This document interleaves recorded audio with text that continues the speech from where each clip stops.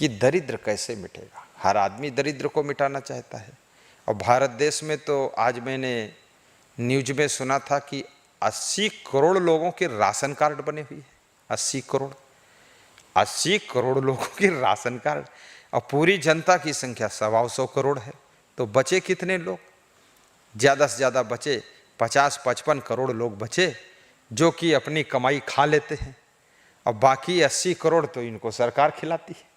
अब ये बेहद गरीबी का नतीजा है। लोगों के पास में खुद के खाने भर का भी इंतजाम नहीं है, ये हालत है। खुद के खाने भर का भी लोग कमा नहीं पाते हैं। हमारे देश के अंदर कितनी दरिद्रता है। तो दरिद्रता कैसे मिटेगी? चाणक्य ने बहुत वर्ष पहले ये बता दिया है। क्या बताया? क्या बताया? उद्योग नास्ति दारिद्र्यम जपतो नास्ति पातकम मौने चा कलहो नास्ति नास्ति जागरतो भयम। बड़ी मजेदार बात है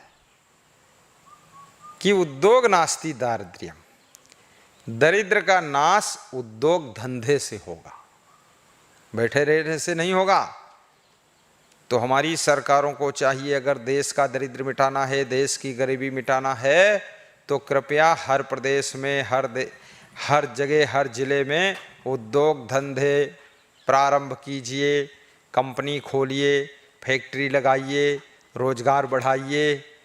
तो हमारे देश के लोग उसमें उद्योग करेंगे, नौकरी करेंगे और कमाई करेंगे, गरीबी दूर हो जाएगी, दरिद्रता दूर हो जाएगी, सबकी उन्नति हो जाएगी, सबका विकास हो जाएगा। उद्योग नास्ति दारिद्र्यम जपतो नास्ति पातकम। जप करने से पाप नष्ट होता है। जप का अर्थ मतलब क्या है? भक्ति। जप माने भक्ति।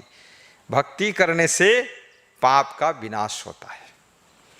जितनी भक्ति करोगे आपका मन पवित्र होता जाएगा, आपके द्वारा पाप होना बंद ही हो जाएगा, आपके द्वारा पुण्य होने लग जाएंगे, तो अपने आप पाप नष्ट हो जाएंगे। और मौने चा कलहो नास्ति, अगर घर में कलह कलेश रहता है तो मौन रहिए, ज़्यादा प्रत्युत्तर मत दीजिए। वह स्त्री बुद्धिमान है जो अपने पति को प्रत्युत्तर नहीं देती, रिप्लाई नहीं करती। और जो स्त्री कौवा जैसे कटर कटर बोल बोल कर अपने पति की बात को काटती रहती है और बतकट्टी है, चोट्टी भी है, बतकट्टी भी है और झोट्टी भी है, हठी भी है और सठी भी है, उनके घर में कलह कलेश कभी नहीं मिटेगा। कलह कलेश तभी मिटेगा, थोड़ा मौन रहिए, हर व्यक्ति को जवाब मत दीजिए, बात मत लड़ाइए। और ये कब संभव है? सहनशीलता होगी तभी मौन हो पाओगे, अन्यथा बोलोगे क्या हमने नाक कटाई, हम मौन क्यों रहें, चुप क्यों रहें, हम बोलेंगे जरूर। तो बोलोगे, लड़ाई झगड़ा होगा, घर में मारपीट होगी, तो नरक हो जाएगा और क्या है। तो कलह कलेश को खत्म करने के लिए कम बोलना चाहिए, चुप हो जाना चाहिए, मौन रह लेना चाहिए, अपने से बड़ों को जवाब नहीं देना चाहिए, उनसे बात नहीं लड़ाना चाहिए, तो घर का कलह कलेश खत्म हो जाता है। कुछ लोगों की मर्यादा अदब लिहाजा मानना चाहिए। ऐसा क्रोध और जोश खरोश नहीं दिखाना चाहिए कि हम किसी को समझते ही नहीं हैं, क्या कर लेंगे हमारा वो। अरे तुम्हारा तो तुम्हारा कर्म ही करेगा, तुम्हारा चरित्र करेगा, तुम्हारी जो ये आदत स्वभाव बिगड़ा है, भयंकर क्रोध, यही तुमको निपटाएगा। कोई कौन क्या कर लेगा, क्यों कर लेगा, कोई इसका क्या मतलब है। तुम्हारे अंदर ही ये सब बिगाड़ जो पैदा है, बुराई, इसी से तुम्हारा पतन होगा, नुकसान होगा, तुम जीरो पर जाओगे। इसलिए अहंकार में मत बोलो कौन क्या कर लेगा, क्यों नहीं कर लेगा। एक छोटा सांप भी क्या कर लेता है, काट लेता है, आदमी मर जाता है। एक छोटा सा एक्सीडेंट, एक आदमी दारू पी करके गाड़ी लड़ाता है, क्या कर लेता है, टांग टूट जाती, तुम्हारी मर जाते हो। एक चोर क्या कर लेता है, तुम्हारी गाड़ी चुरा ले जाता है, तुम्हारी भैंस चुरा ले जाता है, क्या कर लेगा, यही कर लेगा। 50 लाख की गाड़ी तुम्हारी चोरी में चली जाएगी, खीसे काटते घूमोगे। कौन नहीं क्या कर सकता है, ये तुम्हारा अभिमान बोलता है, कौन क्या कर सकता मेरा। अरे बिल्कुल कर सकता है तुम्हारा, सब कर ही रहे तुम्हारा। तेज पानी बरसता है, बाढ़ आती है, सब फसल डूब जाती है, तो इस बाढ़ ने तुम्हारा कर लिया कुछ कि नहीं कर लिया, नुकसान कर दिया। अकाल पड़ता है, पानी नहीं बरसता है, तुम्हारी फसलें सूख जाती, मिट्टी सूख जाती, कोई फसल नहीं होती, नुकसान कर दिया कि नहीं कर दिया। तो प्रकृति भी तुम्हारा हानि लाभ करती है, आदमी भी हानि लाभ कर सकता है, पशु पक्षी भी हानि लाभ कर सकते हैं। एक छोटा सा वायरस कोरोना, ये छोटा सा वायरस है, छोटा सा क्या कहो, सूक्ष्म से सूक्ष्म है, बैक्टीरिया से भी नन्हा है, आंखों से दिखता नहीं, और ये जब कुछ कर सकता है, पूरे विश्व को लॉकडाउन में डाल दिया है। लाखों लोग मर चुके हैं, 2-3 लाख लोग पूरे वर्ल्ड में, और 25, 30, 40 लाख लोग इसमें बीमार पड़ा हुआ है, संक्रमित है। तुम बताते हो कौन क्या कर लेगा। अरे ये कोरोना वायरस तो इतना कर लिया है, आदमी तो बहुत बड़ा हो, तो बहुत कुछ कर सकता है। इसलिए अहंकार भरी भाषा मत बोलो, चुप रहो, शांत रहो, कलह कलेश मत करो। मौने चाकल हो नास्ति, नास्ति जागरतो भयम। और जो जागृत है, क्या जागृत है? जिसका विवेक जागा हुआ है, उस व्यक्ति का भय समाप्त हो जाता है। इसलिए विवेकवान बनो, ताकि आपके पास में कोई भय न रहे। विवेकवान विवेक से कार्य करता है, भय मुक्त हो जाता है, चिंता मुक्त हो जाता है। बिन विवेक कोई ना सुखी, बिना किए संतोष, सबको देखो हाल यहाँ, पढ़े अपढ़ मन कोश। बिना विवेक के कोई सुखी नहीं रह सकता, सदगुरु विशाल देव कहते हैं। और जिसको संतोष नहीं, वो भी सुखी नहीं रहेगा। और जो व्यक्ति चाहे पढ़ा लिखा हो, चाहे अनपढ़ हो, स्त्री हो या पुरुष हो, लेकिन सबका हाल यही है, यदि विवेक नहीं है और संतोष नहीं है तो वो आदमी दुखी रहेगा। और जिसके पास संतोष और विवेक है, वो सही समय पर सही डिसीजन लेगा और सही कार्य करेगा। वो जहाँ खर्च करना चाहिए तो खर्च भी करेगा, जहाँ नहीं खर्च करना चाहिए वहाँ नहीं खर्च करेगा। उसका हर कदम विवेकपूर्ण होगा, इसलिए वो कभी दुखी नहीं रहेगा, हमेशा सम्मान और शांति से जिंदगी सुख से जिएगा और उसकी उन्नति भी होगी। चाणक्य से किसी भक्त ने प्रश्न पूछा है कि संसार में किसी भी क्षेत्र में अति होने से या अति करने से क्या क्या नुकसान होता है। तो चाणक्य कहते हैं, अतिरूपेण वै सीता, अति गर्वेण रावणा, अति दानाद बलिर्बद्धो ही अति सर्वत्र वर्जेत। अतिरूपेण वै सीता, अति गर्वेण रावणा, अति दानाद बलिर्बद्धो ही अति सर्वत्र वर्जेत। क्या तात्पर्य है? सीता अति सुंदर थी, इसलिए उनका हरण हुआ। रावण अति अभिमानी था, इसलिए उसका मरण हुआ। और राजा बलि अति दानी थे, इसलिए उनका भी जीवन असमंजस में पड़ा। इसलिए अति सर्वत्र वर्जित। आप अच्छा काम भी करो, लेकिन अति मत करो। अति भोजन खाना, अति उपवास रहना, अति पैदल चलना, अति बैठे रहना, अति सोते रहना, अति गाते रहना, अति हल्ला मचाते रहना, अति खुराफात करना। जहाँ आपने अति पर गए, बस क्षति शुरू हो गई, दुर्गति शुरू हो जाएगी। आप सीमित रहिए, कंट्रोल में रहिए। अति नमक दाल में डाल दोगे, दाल खराब हो जाएगी, स्वाद बिगड़ जाएगा। अति मिर्चा सब्जी में डाल दोगे, सब्जी खराब हो जाएगी, ज़्यादा कड़वी हो जाएगी। तो सब्जी जब ज़्यादा कड़वी हो जाएगी, कौन खाएगा? चावल में अति पानी डाल दोगे, चावल गीला हो जाएगा, खाने योग्य नहीं रह जाएगा। गाड़ी अति स्पीड से चलाओगे, एक्सीडेंट हो जाएगी, नहीं एक्सीडेंट होगी, पलट जाएगी, लोग चोट खा जाएंगे, मर जाएंगे।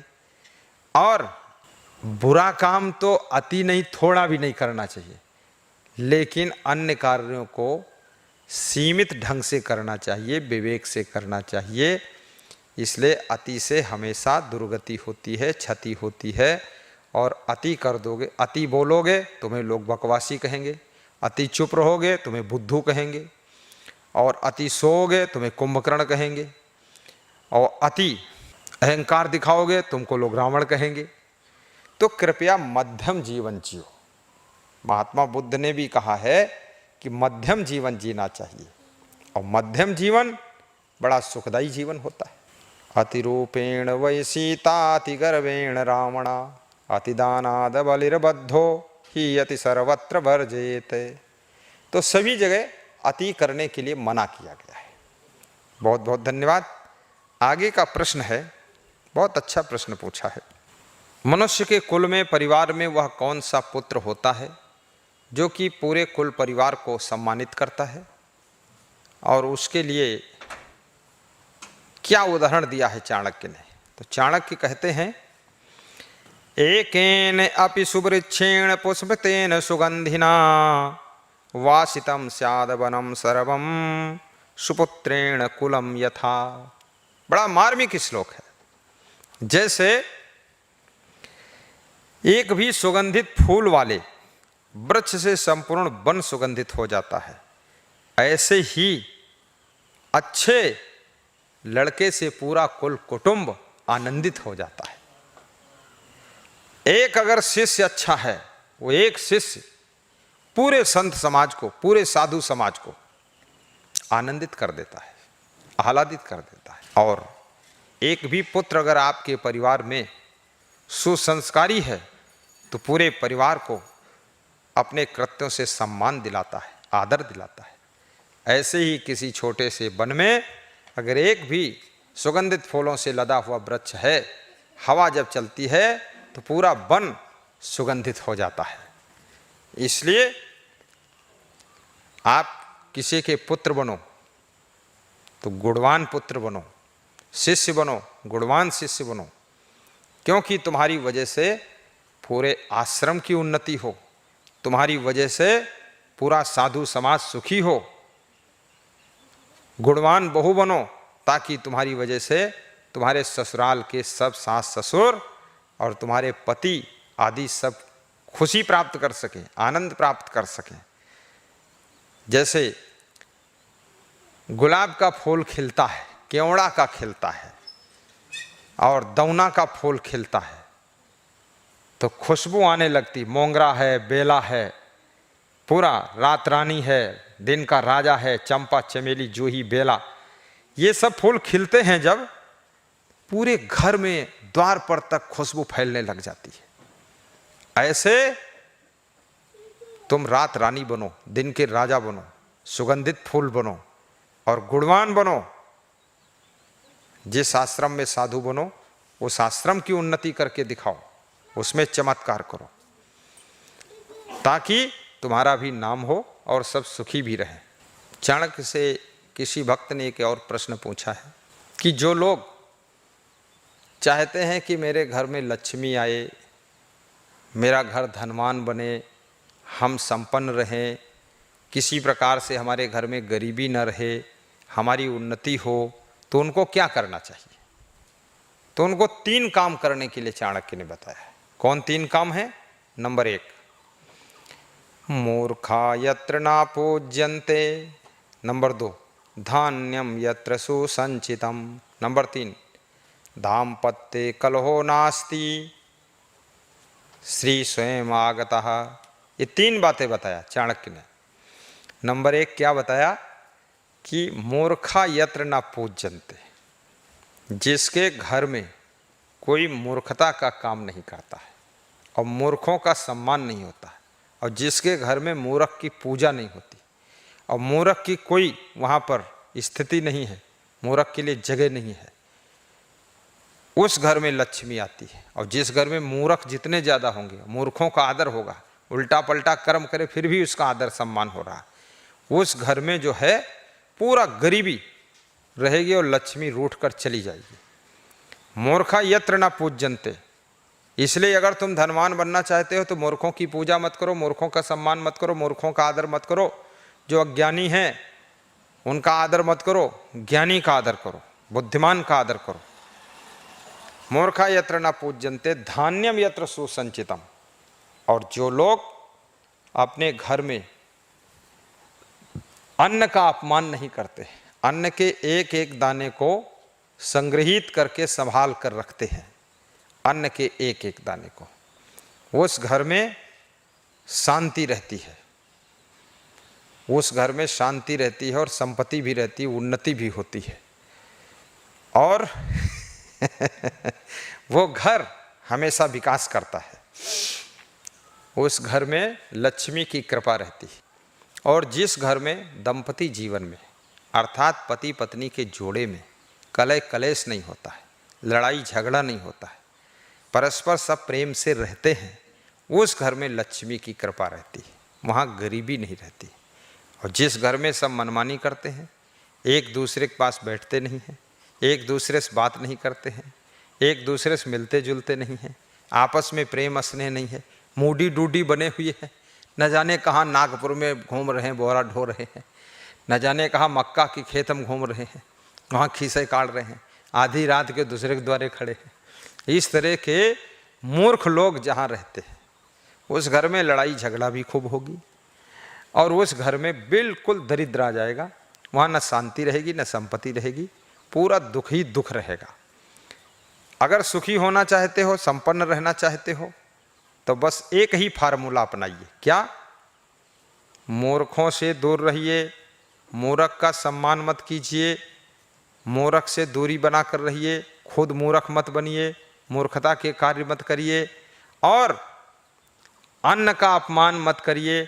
अन्न के दाने को फेंकना नहीं चाहिए, उसको संभाल कर रखिए, तो आपके घर में लक्ष्मी की कृपा रहेगी, संपन्नता रहेगी और आप सुखी रहेंगे। कल्याण का कार्य मनुष्य को कब तक कर लेना चाहिए? कब तक कर लेना चाहिए? कल्याण का कार्य कब तक कर लेना चाहिए? यावत स्वस्थो ही अयम देहो यावन मृत्युस्त दूरितः तावदात्महितं कुर्यात् प्राणान्ते किं करिष्यति, प्राणान्ते किं करिष्यति। बहुत अच्छा है फार्मूला। क्या है?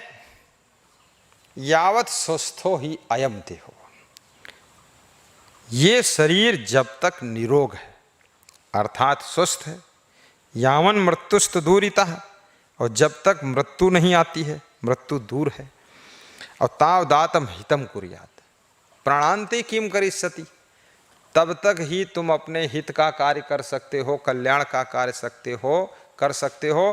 प्राण का अंत होने पर, मृत्यु होने पर तुम क्या करोगे? अर्थात कुछ नहीं कर पाओगे। इसलिए जवानी अवस्था में, स्वस्थ अवस्था में, संपन्न शरीर में आपको कल्याण का कार्य प्रारंभ कर देना चाहिए। मरने से पहले ही कल्याण का कार्य प्रारंभ कर देना चाहिए। शरीर को रोगी होने से भी बचाना चाहिए, तब आप अपनी साधना कर सकते हो। जिसका शरीर बहुत रोगी है वो साधना वाधना कुछ नहीं कर पाएगा, वो अपना उसी चक्कर में फंसा रहेगा। और शरीर निरोगी रखना चाहते हो तो कठोर श्रम करो, कठोर मेहनत करो, शरीर से पसीना निकलना चाहिए और शरीर थकना चाहिए, भूख खूब लगना चाहिए, गहरी नींद आना चाहिए, भोजन कम खाना चाहिए, चबा चबा कर खाना चाहिए, और साथ साथ में जंपिंग वाला व्यायाम भी कर लो। अब घंटे 2 घंटे बैठ करके प्राणायाम और नाक सुन्न फुन्न करने से उसमें टाइम बहुत बर्बाद हो जाता है। इसलिए 5-10 मिनट जंपिंग वाला व्यायाम कर लीजिए, एकदम सांस फूल जाएगी और तेज सांस चालू हो जाएगी, कपालभाति अपने आप स्टार्ट हो जाएगी, ऐसे चालू हो जाएगी। उससे जो है आपका स्वास्थ्य अच्छा रहेगा। फेफड़ों में जल्दी जल्दी ऑक्सीजन भी भरना चाहिए और जल्दी जल्दी निकालना चाहिए, आपको हफ भी जाना चाहिए। और ये चुप्पे ढेर जैसा, माटी के धोंधा जैसा यदि बैठे रहोगे तो कभी स्वस्थ नहीं रहोगे। कर्म करो, ज़्यादा सोओगे तो भी स्वस्थ नहीं रहोगे और जल्दी मर भी जाओगे, प्रारब्ध जल्दी पूरा हो जाएगा। इसलिए चिंता भी मत कीजिए। चिंता उन्हीं को नहीं होती जिनका काम सब कंप्लीट रहता है, जिनका काम सब आधा अधूरा पड़ा हुआ है, व्यवस्था सब बिगड़ी सिगड़ी है, उनको चिंता टेंशन खूब रहती। इसलिए आलसी मत बनो, काम अच्छी तरह से करो और एडवांस काम अपना सेटिंग से सब फिट रखो समय पर, तो आपको चिंता कभी हो ही नहीं सकती है। उल्टा पल्टा काम करोगे, विवेकहीन कार्य करोगे, हमेशा तुम टेंशन में रहोगे, चिंता में रहोगे, चाहे जो कुछ करो। सही सलामत रहिए, आपका कल्याण होगा और आपकी उन्नति होगी। एकोपि गुणवान पुत्रो निर्गुणैश्च सतैवरः एकश्चन्द्रस्तमो हन्ति न च तारा शास्त्रशः। जैसे एक गुणवान पुत्र अगर आपके परिवार में है तो वही काफी है, एक ही काफी है। और अवगुणी पुत्र सैकड़ों हैं तो वो सब बेकार है। सैकड़ों मूर्ख लड़कों से क्या हो सकता है? एक अगर बुद्धिमान और गुणवान लड़का है, जैसे एक जलता हुआ दीपक है, तो जलता हुआ दीपक, एक भी दीपक जल रहा है तो उजाला हो जाएगा, दिखाई देगा सब। और सैकड़ों बुझे हुए दीपक रखे हैं तो कोई काम के नहीं, फालतू, उसमें उजाला ही नहीं रहा। खाली संख्या गिन लो कि 100 दीपक हैं। ऐसे जैसे कौरव 100 भाई थे और पांडव 5 भाई थे, लेकिन ये गुणवान थे, पांचों भाई गुणवान थे। और कौरवों में अवगुण बहुत ज़्यादा थे, अभिमान बहुत था, क्रोध था, लोभ था, अनीति थी, बेईमानी थी, सब अवगुण भरा हुआ था। इसलिए उनका विनाश हो गया और पांडवों की जीत हो गई और पांडवों का नाम हुआ, कौरवों का बदनाम हुआ। एकोपि गुणवान पुत्रो निर्गुणैश्च सदैवरा एकस चंद्रस्तमोहन्ति नच तारा सहस्रशः। चाणक्य कहते हैं जैसे एक चंद्रमा के उदय होने से पूरे पृथ्वी का अंधकार मिट जाता है, ना कि हजारों करोड़ों लाखों अनंत तारागण उदय होते हैं फिर भी अंधेरा नहीं मिटता है। इसलिए आपके पास में शिष्यों की कितनी भीड़ है कोई मतलब नहीं, पुत्रों की कितनी भीड़ है कोई मतलब नहीं, आपके साथ में कितने भीड़ भाड़ लोग हैं कोई मतलब नहीं। समझदार लोग होना चाहिए, गुणवान होना चाहिए, बुद्धिमान होना चाहिए। एक बुद्धिमान हजारों बुद्धुओं के ऊपर भारी पड़ जाता है और एक गुणवान लाखों अवगुणियों के ऊपर भारी पड़ जाता है और एक कलाकार करोड़ों मूर्खों के ऊपर भारी पड़ जाता है। तो एको भी गुणवान पुत्रो, जिसके घर में एक भी गुणवान पुत्र है उस घर में ना लक्ष्मी की कमी रहेगी, ना कोई लक्ष्य अधूरा रहेगा और ना वहाँ गरीबी रहेगी, ना वहाँ दुख रहेगा। वो गुणवान पुत्र उस घर का मान सम्मान भी बढ़ाएगा, गुणवान शिष्य उस आश्रम की भी उन्नति करेगा, उसको आगे बढ़ाएगा। और ये अवगुणी अगर 100-200 शिष्य है लेकिन टोटल अवगुणी है, पक्का मूर्ख है, और 10-20 लड़के हैं सब अवगुणी है, पूरा मूर्ख है, तो वो मूर्ख जो है पूरे घर का विनाश करेगा और अज्ञानी अवगुणी पूरे आश्रम का विनाश करेगा। मैं कितने आश्रमों में देखता हूं कि आश्रम में 150-150 शिष्य है, लंगोटी बाज, सब लंगोटिया बाज है, सब पहरा है खूब कपड़ा, साधु जैसा तिलक लगाता खूब करता है।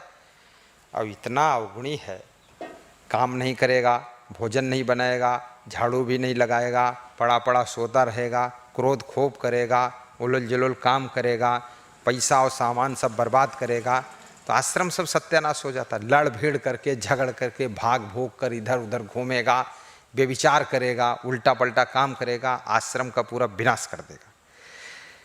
ऐसे ऐसे गुरु लोगों को मैं जानता हूं जिनके 150-200 शिष्य रहे हैं और उनके पास रहने वाला वृद्धावस्था में उनकी 2-4 भी सेवा करने वाले नहीं। वो सब मूर्ख आपस में लड़ झगड़ करके काम वासना में जल रहे हैं और क्रोधी बहुत है, लोभी भी है, आश्रम में ही चोरी करता रहता है और सब आश्रम का विनाश कर डाला। और वे मूर्ख लोग, ऐसे पुत्र कितने घरों में देखता हूँ, 4-4 बहुएं हैं, 6-6 बहुएं हैं, 20-20 औरतें हैं, खूब लेडीजों का मेला झमेला चल रहा है, लेकिन उस घर में ना कोई जूठे बर्तन मांजना चाहता है, ना कोई झाड़ू लगाना चाहता है, नाश्ता भी नहीं बन रहा है, ना तो उस घर में कोई आटा मारने वाला है, कोई भोजन बनाना नहीं चाहता है। सब अलबेली साड़ी पहनकर और खूब साड़ी बनारस वाली और लहंगा बॉम्बे का और खोपड़ी ना मालूम किस गधे की, दिमाग काम नहीं करता है और सब उल्टा पल्टा काम करना, सासू से लड़ना, ससुर से लड़ना, पति से लड़ना और सबसे झगड़ना और बहुओं को परेशान करना, पूरे घर को नरक कुंड बना दिया। गम भी खाइए, समता भी रखिए, सहनशीलता भी रखिए और आपस में मिलजुल करके भी रहिए, तब आपका जीवन धन्य होगा और सुखी रहोगे। तो क्या लिखा है, एकोपि गुणवान पुत्रो निर्गुणैश्चा सतैवरः एकस् चंद्रस्तमोहन्ति न च तारा सहस्रशः। ठीक है ना। कुग्राम वासा कुलहीन सेवा, कुभोजनम क्रोधमुखी च भार्या, पुत्रश्च मूर्खा विधवा च कन्या, बिनाग्निना खडे प्रदहन्ति कायम। अब दूसरी बार इस प्रश्न को रिपीट किया गया, वे कौन से लोग हैं जो कि बिना आग के जलते रहते हैं। तो नंबर 1, जिनका बुरे लोगों के गांव में वास है। नंबर 2, कुग्राम वासा, कुलहीन सेवा, और जो नीच कुल की सेवा कर रहे हैं। तीसरा, जिनको बुरा भोजन मिलता है। चौथा, जिनको झगड़ालू स्त्री मिली है। पांचवा, जिनका लड़का मूर्ख है, पुत्रस्य मूर्खो, विधवा च कन्या। छठा लक्षण, जिनकी कन्या विधवा है, जिस कन्या के पास में उसका सुहाग खत्म हो गया, पति मर गया है, विधवा होकर कन्या बैठी हुई घर में। तो विधवा च कन्या, ऐसी जिसको कन्या मिली है, जो विधवा हो गई, घर में बैठी हुई है, तो उस घर में जो है जितने लोग रहते उनको शांति नहीं मिलती है और ना उनको चैन मिलती है। वो बिना आग के निरंतर जलते रहते हैं। इसलिए दुष्टों के गांव में घर मत बनाइए, दुष्ट पड़ोसी के पास में घर मत बनाइए। जो भ्रष्ट लोग हैं, चरित्रहीन हैं, उनकी सेवा में मत रहिए। चरित्रवान की सेवा कीजिए। क्रोधी झगड़ालू स्त्री से विवाह मत कीजिए। मेहनत करके उन्नति कीजिए। तो बुरा भोजन मत खाइए, शुद्ध पवित्र भोजन खाइए और इतना पुण्य कमाइए जिससे कि आपके घर में पुत्र भी बुद्धिमान पैदा हों, और इतना पुण्य परोपकार कीजिए जिससे कि आपकी बेटी सदैव सुहागवती रहे और उसका पति बीच में ना मरे, और स्वयं भी ऐसे कर्म करो जो पति पत्नी लंबी आयु तक जी सको। कुग्राम वासा कुलहीन सेवा, कुभोजनम क्रोधमुखी च भार्या, पुत्रश्च मूर्खो विधवा च कन्या, खड्जीवलो बिनाग्निना खडे प्रदहन्ति कायम। ये 6 लोग बिना आग के जलते रहते हैं, अर्थात ये कभी सुखी नहीं होते हैं, हमेशा दुखी रहते हैं।